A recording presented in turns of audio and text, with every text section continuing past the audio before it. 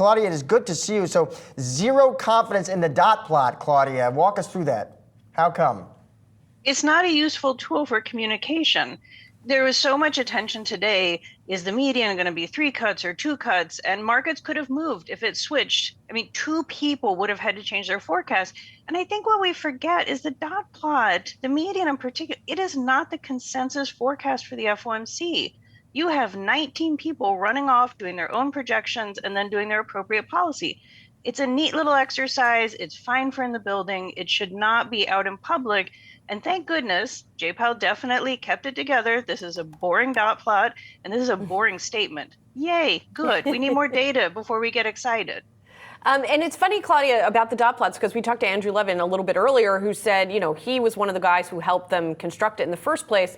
And even he is saying, maybe we need to rethink this situation. So do you think that the Fed does need some type of publicly facing forecasting tool like this? Or do you think, no, they should just get rid of it and, bring it back into the meeting rooms and that's it?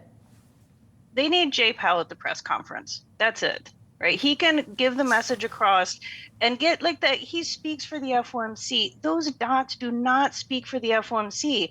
Those dots are like playing Fed chair for the day. And in fact, it's even worse. It's like playing FOMC for the day, right? This is not the way we should communicate. They are highly technical. I know why Andy put it together. I know why Ben and Janet did. They're great for macroeconomists. I could spend hours on it thinking about what they mean. This is not what markets should be doing at 2 o'clock on a Wednesday that the Fed has, put out their statement.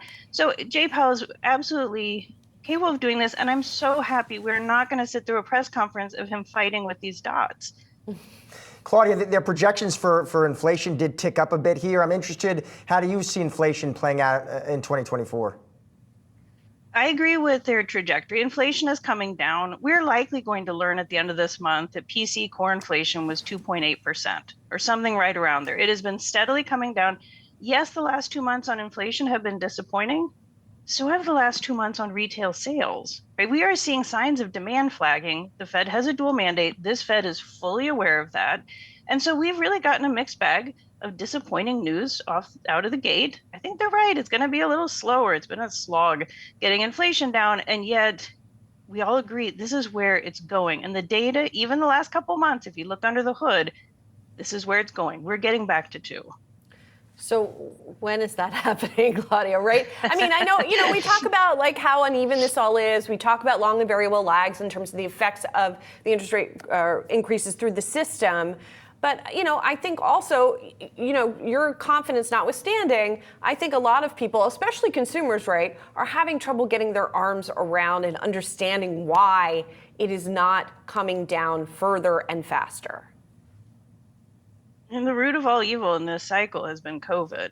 I mean, we lived through an extremely disruptive experience, both in our lives and livelihoods. Frankly, I want to put it in the rearview mirror too. People making decisions about economic policy, like the Fed, cannot. Like, they have to understand the disruptions. They have to watch them work out. It's been really hard to see it. But last year, it was very clear. Inflation came down a lot, not enough, but a lot. And we kept the labor market going. Unemployment was low. Growth was high. So that's a really clear sign. And I do not expect the regular person to get this, but that is such a clear sign.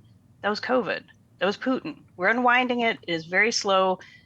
But we're a really big economy. I mean, to work things out, this is not trivial, but we are so headed in the right direction. And last year was the turning point.